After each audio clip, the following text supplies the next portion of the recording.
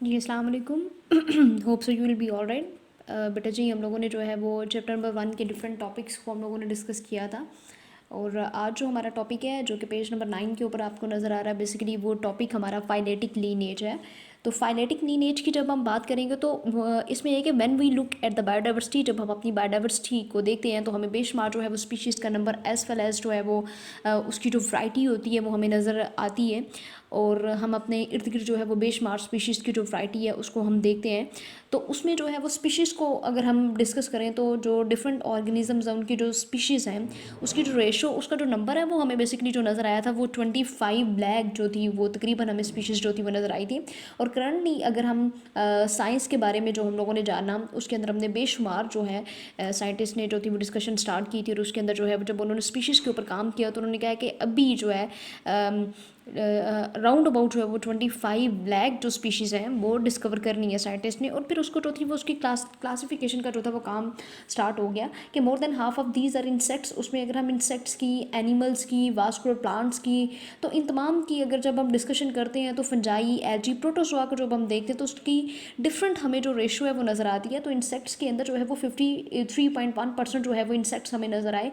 Then vascular plants की बात करते हैं तो 17.6% जो थे वो वास्कुलर प्लांट्स हमें नज़र आए थे। तो यहाँ पे ना एक छोटा सा आप बुक के अंदर देख रहे हैं जी, ये हल्का सा जो है वो स्केच मैंने बनाया है। मैं यहाँ पे ना आपके सामने हल्का सा ये स्केच फिर से बना देती हूँ, लेड पेंसिल के साथ आपको नज़र आ रहा है।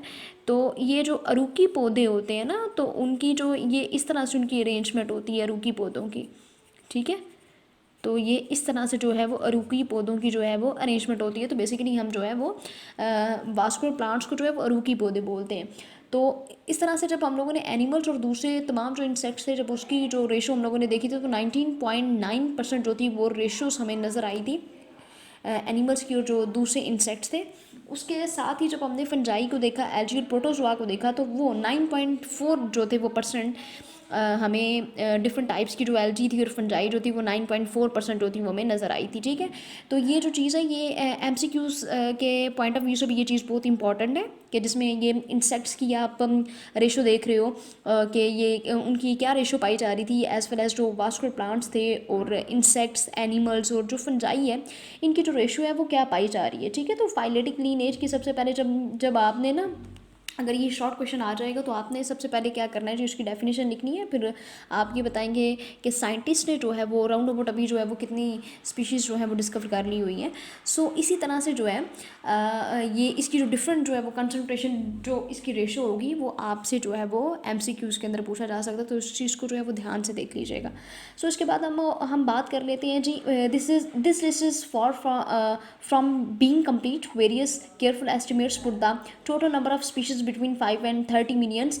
इसमें जो है वो उन्होंने कहा जी कि 25 लाख जो स्पीशीज़ है ना वो साइंटिस्ट ने क्या कर लिया, उसकी डिस्कवरी कर ली है। लेकिन अभी भी 2.5 मिलियन स्पीशीज़ जो हैं वो अभी भी जो है वो आइडेंटिफाई नहीं हो चुकी, ठीक है। तो हैज़ बीन आइडेंटिफाइड सो फार का मतलब ये है कि वो अभी भी जो है वो उसकी जो है वो डिस्कवरी नहीं हो सकी, सही है। तो ये एक पॉइंट जो है इस टॉपिक के अंदर, ये पॉइंट बहुत इंपॉर्टेंट है कि 2.5 मिलियन स्पीशीज़ जो है वो अभी भी साइंटिस्ट जो है उसको आइडेंटिफाई नहीं कर सके। सो इसी तरह से बेटा जी यहाँ पे आपको अब हम डिस्कस कर लेते हैं कि फाइलेटिक लीनेज की जो है वो सबसे पहले वैसे तो आपने जब क्वेश्चन अगर आपसे पूछा जाएगा तो आपने सबसे पहले उसकी जो है वो डेफिनेशन लिखनी है। और उसके बाद आपने उसकी जो है वो इंसेक्ट्स कितने हैं और वास्कुलर प्लांट्स वगैरह कितने हैं, तो वो तमाम चीज़ें जो है वो आप बाद में लिखेंगे, ठीक है। तो ये चीज़ जो है वो शॉर्ट क्वेश्चन के पॉइंट ऑफ व्यू से बहुत इंपॉर्टेंट है कि phyletic lineage is an unbroken series of species arranged in ancestor to descendant sequence with each later species being evolved from one that immediately preceded it। तो जब हम phyletic lineage की बेटा जी बात करते हैं तो ये एक अनब्रोकन टाइप की जो सीरीज़ है स्पीशीज़ की। तो इसमें जो है ये जो स्पीशीज़ होती हैं वो अरेंज्ड होती हैं।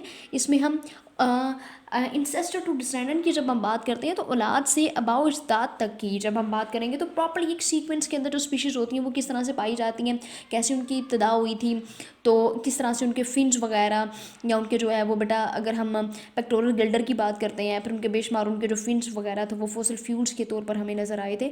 तो इसी तरह से जो है वो साइंटिस्ट ने उनके बेसिकली जब फॉसिल फ्यूल्स देखे थे, हम लोग इसे प्रीवियस लेक्चर के अंदर डिस्कस कर रहे थे, लिविंग वर्ड इन टाइम के अंदर हम लोगों ने जो थे वो बेटा जी हम हम लोगों ने डिस्कस किए थे, डिफरेंट ईरास हम लोगों ने डिस्कस किए थे, सीनोजोइक ईरा था, मेसोजोइक ईरा था, फिर पैलोजोइक ईरा था, और इसी तरह से जो है इसके अंदर भी वही चीज़ डिस्कस हुई है कि इंसेस्टर टू डिसेंडेंट की जब हम बात करते हैं, औलाद से बाउजदाद की जब हम बात करते हैं, तो ये जब इन स्पीशीज़ को जब देखा गया था तो ये एक अनब्रोकन जो थी इसकी चेन, एक अनब्रोकन सीरीज जो थी वो स्पीशीज़ की हमें नज़र आई थी। ठीक है, तो ये सबसे पहले आपने जो है वो फाइलेटिक लीनेज की आप डेफिनेशन करेंगे, उसके बाद ऊपर चले जाएंगे आप जितनी भी वो आपको रेशोस नज़र आ रही हैं जी, इसकी रेशो ये है, इसकी रेशो ये है। ठीक है, तो 53.1% या इस तरह से जब आपने एग्जाम्पल में लिखना होगा तो आप इस तरह से जो है ये यहाँ से उठा सकते हैं जी, इंसेक्ट्स कितने परसेंट थे और एनिमल्स कितने परसेंट थे। एज वेल एज मैंने आपको कहा कि ये चीज़ जो है वो आपके लिए MCQs के लिए जो है वो बहुत इंपॉर्टेंट है। ठीक है, तो इस तरह से जो है ये फाइलेटिक लीनेज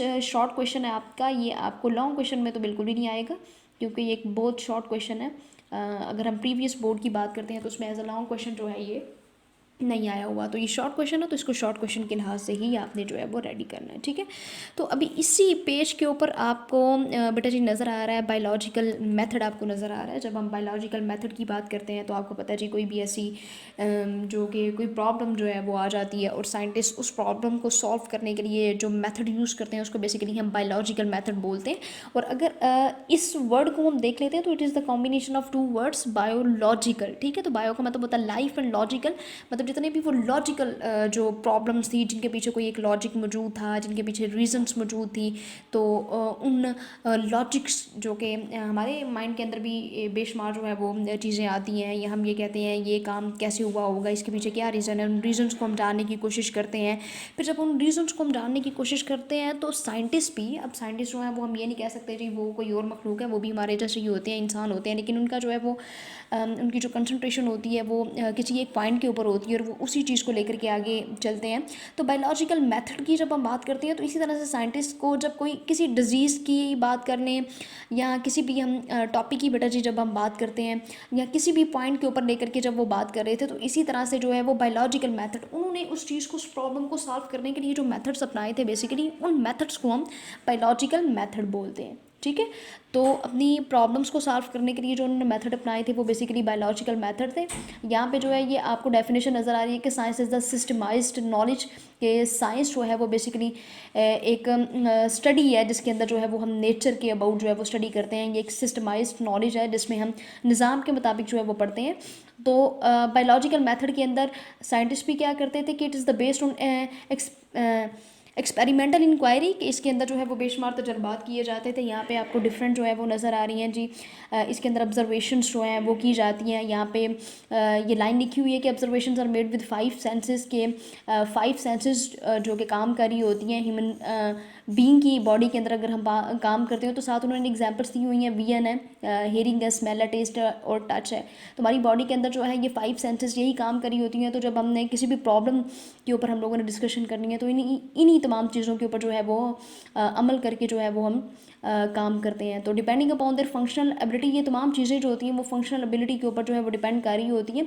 सो यहाँ पे जो एक इंपॉर्टेंट पॉइंट है वो है observations. Observations are made with 5 senses. अब यहाँ पे ऑब्जर्वेशंस की जो है वो टाइप्स बता दी गई हैं कि observations can both be qualitative and quantitative. तो ये क्वालिटेटिव भी होता है और क्वांटिटेटिव भी होता है। बट जब हम क्वांटिटेटिव ऑब्जर्वेशंस की बात करते हैं तो क्वांटिटेटिव ऑब्जर्वेशंस की जो एक्यूरेसी होती है वो ज़्यादा होती है as compare to qualitative ones, क्योंकि क्वांटिटी के अंदर जो है वो उसकी बेसिकली जो है वो रेशो बता दी जाती है, उसकी क्वांटिटी बताई जाती है। लेकिन क्वालिटेटिव में सिर्फ हम ये बात करते हैं कि इस चीज़ का मयार जो है वो इतना है। लेकिन जब हम क्वांटिटेटिव की बात करते हैं तो उसके अंदर जो है वो हम ये कहते हैं कि ठंडा गर्म होने की भी अगर बात करेंगे तो हम साथ ये बताते हैं कि ये चीज़ इतनी जो है वो इतने परसेंट जो है ये गर्म और इतने परसेंट जो है ये ठंडी है। तो हम इन तमाम चीज़ों को जो है ये डिस्कस कर लेते हैं। यहाँ पे जो है quantitative observations have accuracy over qualitative ones. तो ये जो लाइन है ये बहुत इंपॉर्टेंट लाइन है जो कि ये शो कर रही है। ठीक है, क्यों इसकी एक्यूरेसी जो है वो ज़्यादा है, या हम इसकी कहते हैं कि इसकी जो इंपॉर्टेंस है वो ज़्यादा है, क्योंकि quantitative observations have accuracy over qualitative ones as the former in variables are measurable and are recorded in terms of number. क्योंकि ये नंबर्स की फॉर्म में जो है वो काउंट की जाती है या ये रिकॉर्ड की जाती है, जिसकी वजह से क्वांटिटेटिव ऑब्जर्वेशंस की जो एक्यूरेसी होती है वो क्वालिटेटिव ऑब्जर्वेशन से ज़्यादा होती है। सो अब जो है वो यहाँ पे एक और जो है वो ऑब्जर्वेशन करने वाला ही, जो कि बेसिकली ऑब्जर्वेशन करने वाले जो होते हैं वो, अगर हम बायोलॉजिकल मेथड की बात करते हैं तो एज यू नो ऑब्जर्वेशन करने वाले जो होते हैं वो बेसिकली साइंटिस्ट ही होते हैं। सो यहाँ पे एक जो उन्होंने वर्ड यूज़ किया वो बेसिकली ऑब्जर्वर का वर्ड उन्होंने यूज़ किया है। An observer organize observations into data from and gives a statement as per experience backward knowledge of the event। ठीक है, तो बेसिकली जो है अभी भी अगर रिसर्च किसी भी टॉपिक के ऊपर जो है वो बच्चों ने करनी होती है तो वो भी, इसका थोड़ा सा मैं आपको जो है वो टच दे देती हूँ कि हमने प्रीवियस नॉलेज को भी देखना होता है। हम लोगों ने बच्चों को कहना होता है जी आप लोग इस तरह से करें कि आप अपने पिछले जो है वो आर्टिकल्स पढ़ के आएँ, कि प्रीवियस जितने भी आर्टिकल्स जो कि मतलब गूगल फॉर्म के अंदर पड़े हुए हैं या जहाँ पे भी वो पड़ा हुआ है, तो आपने उस डाटा को पढ़ना है, उसके बारे में जो है वो इन्फॉर्मेशन कलेक्ट करनी है, और इन्फॉर्मेशन कलेक्ट करने के बाद जो है वो प्रॉपर्ली जो है वो उसका जो है एब्स्ट्रैक्ट वगैरह बनाया जाता है।